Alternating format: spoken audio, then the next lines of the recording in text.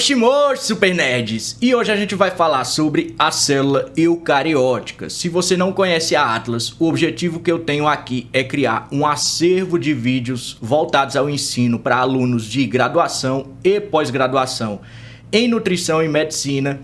E por isso que eu decidi passar pela bioquímica, biologia celular e molecular e biofísica antes de entrar em metabolismo integrado. O meu objetivo é ter essa biblioteca das matérias básicas e aí depois passar para metabolismo, coisas interessantes, sabe? Suplemento, determinados estimulantes como café energético, bioquímica do café.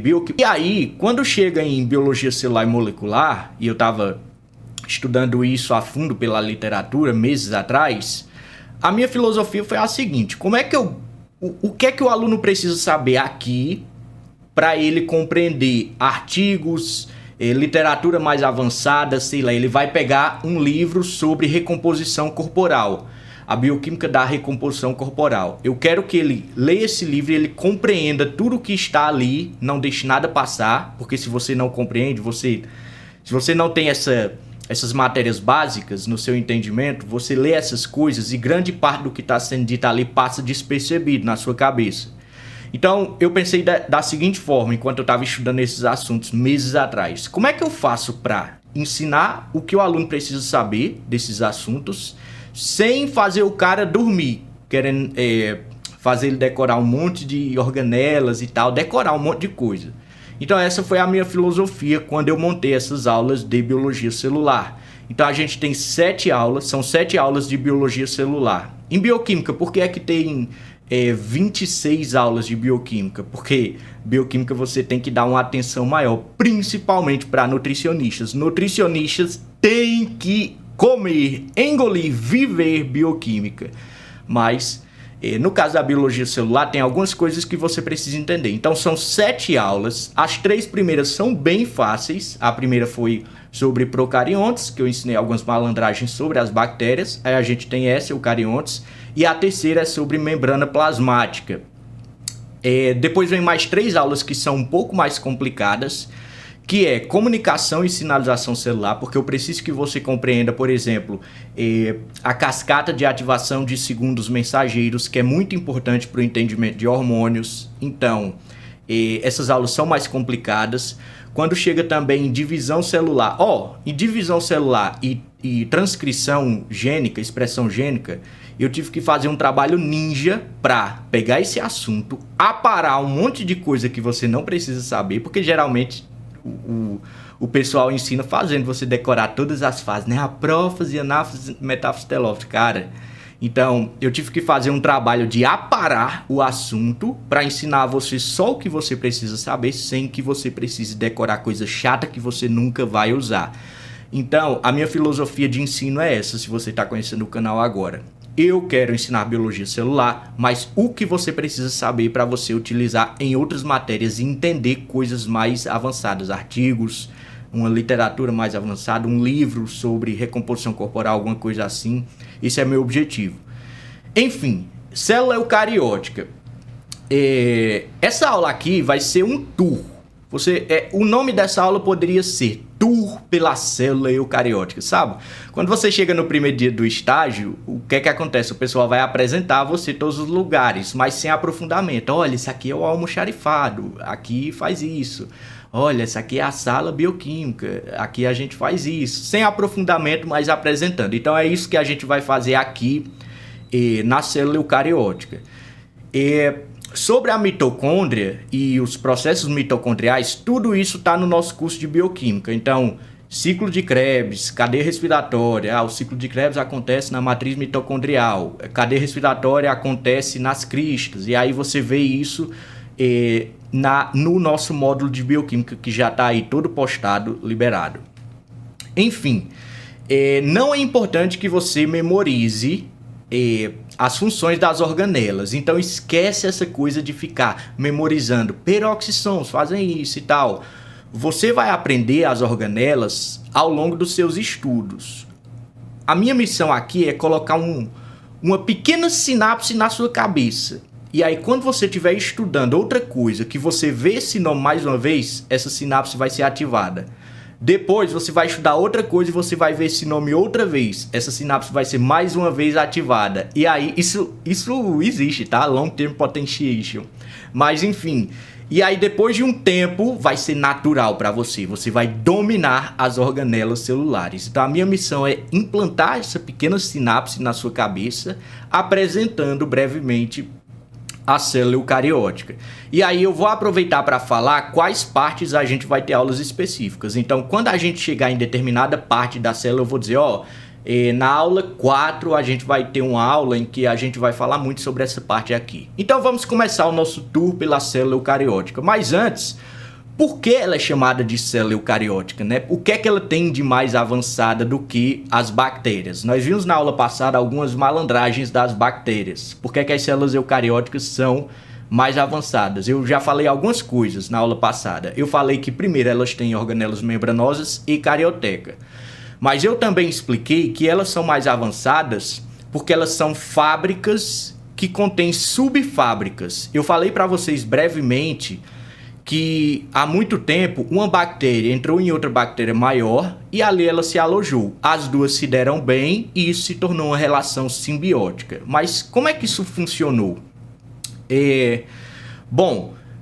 Provavelmente isso se chama teoria da endossimbiose. E só para vocês saberem, na ciência, a palavra teoria tem uma força muito maior do que você usa no dia a dia. Geralmente as pessoas no dia a dia dizem, mas isso é só uma teoria. Não, na ciência uma teoria é uma hipótese repetidamente testada e que tem muita evidência de que ela é verdadeira. Enfim, isso se chama teoria da endossimbiose, que é mais ou menos o seguinte. Há muito tempo você tinha um ser vivo unicelular, e aí, isso aqui eu estou fazendo da forma narrativa, tá? Mas é claro que não foi exatamente assim. Chegou outra bactéria e ficou colada na membrana dela, colada, uma na outra. E aí, por alguma razão, elas começaram a se dar muito bem. Alguma razão em relação ao ambiente. Elas combinaram muito, elas sobreviveram muito mais que as outras juntas. Como elas sobreviveram mais, elas criaram mais descendentes. Elas foram mais fortes do que a concorrência. E aí a seleção natural favorece isso. Depois de um tempo, aquelas pequena bactéria que está presa na membrana da outra, e elas se dão muito bem, ela entra por acidente. Depois de muitas gerações. Lá dentro, ela começa a perder partes dela. Então, por exemplo, vamos dizer que ela tinha flagelo. O flagelo servia para ela se locomover. Só que lá dentro da outra célula, ela não precisa mais se locomover, ela não precisa mais de flagelo. Ela está bem protegida. E as duas se dão muito bem. Então ela perde esse flagelo. A seleção natural elimina o que ela não está usando. Depois de um tempo, ela começa a perder, por exemplo, a parede celular, porque ela não precisa de tanta proteção, porque ela já está dentro de outra, maior. Então ela começa a perder essa parede celular. Tem um estudioso, acho que é sobre a simbiose, é Sir David Smith, alguma coisa assim, que ele faz uma comparação muito interessante com o sorriso do gato de Cheshire, de Alice no País das Maravilhas. Que seria o quê? Na história, a Alice, quando o gato vai desaparecer, ele desaparece primeiro pelas pernas, depois a cauda, o corpo, os braços e sobra só o sorriso do gato de Cheshire. Não dá mais para ver nenhuma parte dele. Então, ele faz essa comparação nas organelas da célula eucariótica. Elas são como vários sorrisos do gato de Cheshire. Então, sorrisos que perdeu o corpo, perdeu a cauda, mas o sorriso tá ali. E aí ele acha muito fascinante investigar isso. Olha, isso aqui era uma bactéria que entrou aqui, eu tenho certeza. E de alguma forma ela foi perdendo todos os vestígios, então ele faz essa comparação. Eu acho muito massa. Mas enfim, deu para entender o que é a célula eucariótica. É uma fábrica mais avançada que tem subfábricas nela. E ela ganhou essas subfábricas provavelmente a partir dessa narrativa que eu falei. Claro que eu disse de uma forma, uma historinha, né? Mas óbvio que não foi exatamente assim. Mas vamos continuar o nosso tour pela célula eucariótica. Bom, começando então pela membrana, que todas as células vão ter. A membrana celular, ela não é só uma capa que nem um papel. Ela, na verdade, tem várias estruturas complexas. O que você precisa saber inicialmente, a próxima aula é só sobre as estruturas da membrana celular. Mas aqui, como eu disse, eu vou apresentar de uma forma um pouco mais rasa. O que você precisa saber sobre a estrutura dela inicialmente é que ela é uma bicamada fosfolipídica. E aí, o fosfolipídio, ele é esse negocinho aí com um fosfato e uma cauda lipídica. Mas por que é que ela assume essa configuração, onde o fosfato fica para fora e o lipídio fica para dentro? Acontece que o lipídio é apolar e o fosfato ele é relativamente polar.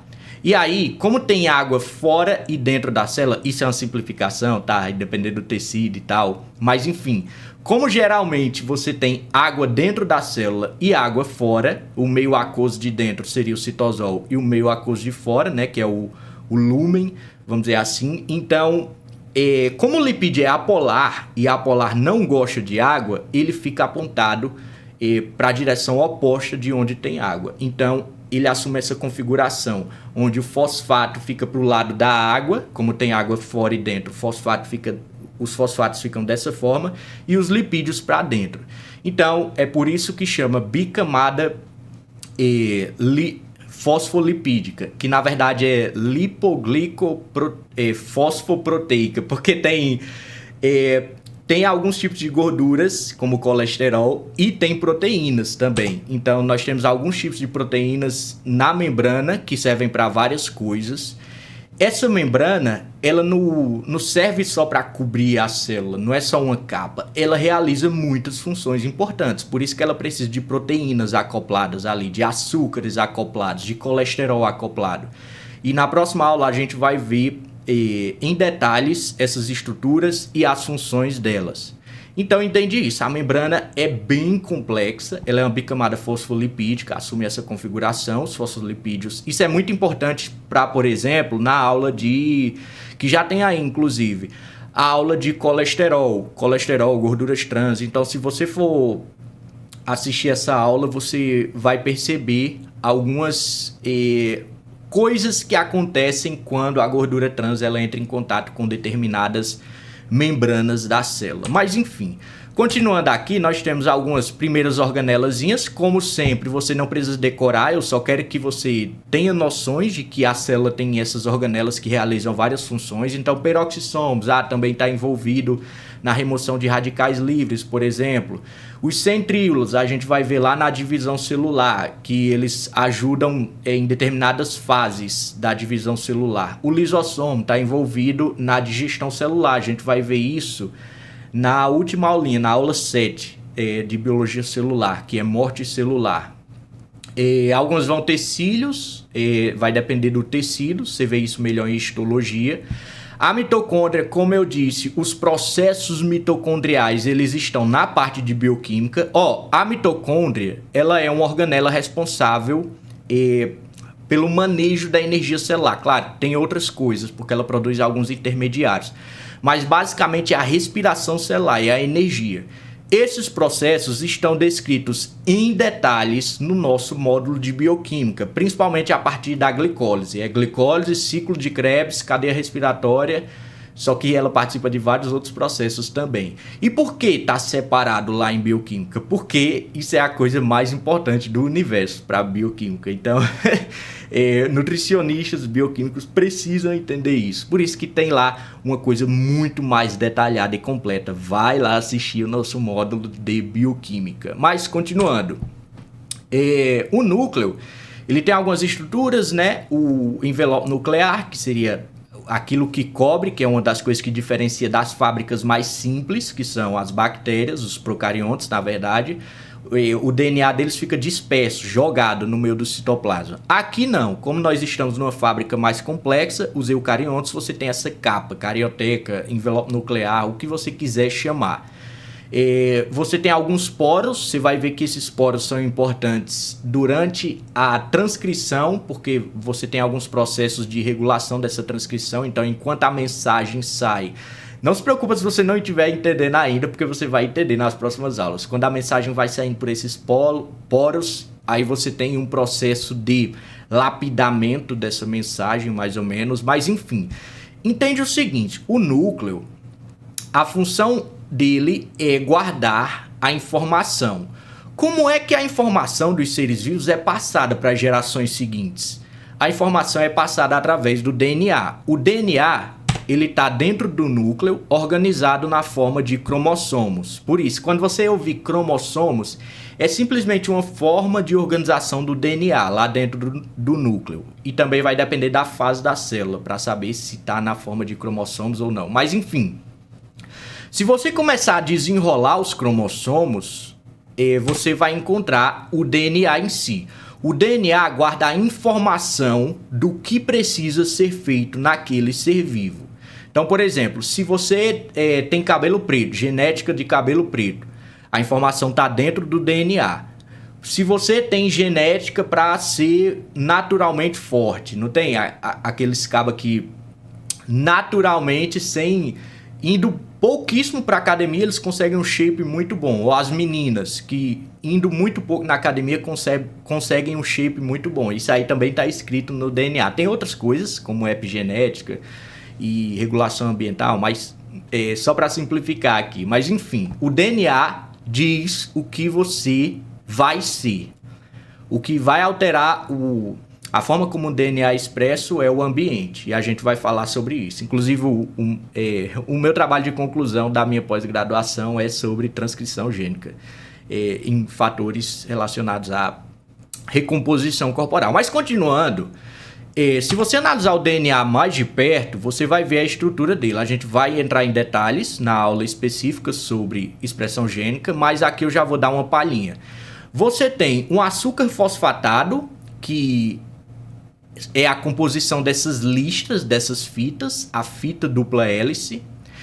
E você tem, tá vendo esses palitos aí? Esses palitos são as bases nitrogenadas. Por isso que elas se ligam uma com a outra, e por isso que você tem essa coisa de adenina se liga com timina. É porque faz parte da estrutura do DNA, são as bases nitrogenadas que se ligam aí. Qual a importância disso? Porque isso é a informação. Então, dependendo da sequência aqui, isso é uma simplificação, tá? Mas é mais ou menos assim. Dependendo da sequência, vamos dizer que tem uma sequência ATTTGAAC. Então, dependendo da sequência de bases nitrogenadas, ele vai determinar uma característica. De que forma? Essa sequência vai determinar qual proteína vai ser produzida. A partir da sequência de bases nitrogenadas, a célula descobre qual proteína deve ser produzida. E aí ela vai lá e produz essa proteína, e a proteína vai dar a característica. Então, vamos dizer que para cabelo preto, a sequência seja ATTTGCA. Então, a célula ela vai ler isso e vai dizer, tem que fazer essa proteína aqui, né? Aí vai lá e fabrica a proteína, e essa proteína vai proporcionar cabelo preto para o ser vivo. Isso é uma super mega simplificação, tá? Não funciona assim, mas dá para entender. E quem é que faz esse trabalho de ler isso aí e transformar em proteína? Na verdade, tem vários caras, né? Tem o RNA, a gente vai ver em detalhes esse processo, mas a fábrica, a indústria que realmente faz a proteína é o ribossomo, mas tem vários caras envolvidos. Tem o RNA mensageiro, o RNA de transcrição e tal, mas enfim, a gente vai ver isso em detalhes na aula específica sobre expressão gênica. Mas tá ali o ribossomo, que seria a indústria que fabrica as proteínas que o DNA dita que devem ser produzidas. Mas continuando, a gente tem algumas outras organelas, por exemplo, o retículo endoplasmático e o complexo golgiense. Imagina que eles são fábricas de empacotamento. Então, por exemplo, lá na nossa aula sobre insulina, que vai ser já em metabolismo integrado, essa aula já está pronta, já tem um slide, mas eu preciso terminar esses assuntos primeiro, esses assuntos básicos. Então, você vai ver que você tem a pré-proinsulina, aí depois a proinsulina, e aí ela vai se transformando e sendo empacotada em vesículas, e quem vai fazer isso é o complexo golgiense. Então imagina que é uma organela que empacota algumas coisas, finaliza o trabalho das indústrias. Você tem as indústrias, que são, por exemplo, os ribossomos, e você tem alguns caras que finalizam o trabalho dessa indústria. Complexo golgiense e retículo endoplasmático. Inclusive, a gente vai ter o retículo endoplasmático liso e o rugoso. O rugoso tem ribossomos, ele ajuda na parte de produção de proteínas. Mas, como eu disse, não se preocupe em decorar tudo isso, porque você vai aprender à medida que você for vendo isso de novo e de novo. Mas aqui eu quero que você tenha noção. Não dá para ter noção das coisas, ó. É uma fábrica, ela tem subfábricas, tem um cara que é responsável pela energia, outro cara é responsável por empacotar as coisas, outro cara guarda a informação mestre, que seria a chefia, né? Como é que chama o escritório quando você tem o escritório principal? Sei lá como é que chama, mas enfim, tem outro cara que é responsável pela chefia, o comando, o coordenador, o CEO, pronto. O núcleo é o CEO da célula. Mas enfim, dá para entender, né? É uma indústria, ela tem subfábricas e cada setor é responsável por alguma coisa. Bem simples, não precisa decorar nada, só precisa saber essa ideia. Você tem algumas vesículas secretórias. Isso aqui é importante porque existem alguns hormônios que não dá tempo eles serem produzidos quando tem o estímulo. Eles precisam estar armazenados para serem liberados assim que você tiver o estímulo, porque daqui que vai produzir, um exemplo disso, insulina e glucagon, que são armazenados em algumas vesículas, e a gente vai ver isso mais para frente. Então você tem algumas vesículas secretórias na célula, que são pequenos compartimentos que guardam alguma coisa para ser liberado imediatamente quando precisa. Citoplasma, como se a essa altura. Então, falando sobre as aulas que a gente vai ter uma aula que é a próxima sobre membrana celular e transporte. Então a gente vai ver as estruturas da membrana celular e a gente vai ver os tipos de transporte. Nós não vamos entrar em detalhes no transporte porque isso é biofísica. Aqui a gente está estudando a fábrica. Na biofísica são só 4 aulinhas de biofísica que a gente vai ter, tá? Na biofísica a gente entende o funcionamento um pouquinho mais aprofundado sobre a fábrica. Então, biologia celular, a gente estuda a fábrica e algumas coisas sobre o funcionamento. Biofísica, a gente vai estudar de forma aprofundada um pouco sobre o funcionamento, principalmente da membrana dessa fábrica. A biofísica ela é uma cola final. Você tem a bioquímica, você tem a biologia celular. A biofísica é uma colazinha final para juntar tudo e fazer tudo, fazer com que tudo faça sentido. É mais ou menos isso. Mas enfim, a próxima aula vai ser sobre membrana celular e transporte. A gente vai ter uma aula sobre comunicação celular. Essa aula é bem complicadazinha porque eu tenho que ensinar um monte de conceitos, tipos de receptores, diferença entre hormônios e neurotransmissores, segundos mensageiros, que é muito importante você entender, principalmente em questão de hormônio. Expressão gênica, que seria... Eu não falei para vocês que o DNA guarda informação e que essa informação é lida e o ribossomo vai produzir a proteína? Como é que isso acontece? A gente vai entrar em detalhes na aula de expressão gênica. Divisão celular, não se preocupa, porque eu fiz um trabalho ótimo para aparar tudo que é inútil na divisão. Inútil não, né? Pelo amor de Deus, se tiver algum especialista em divisão celular, eu não estou dizendo que é inútil.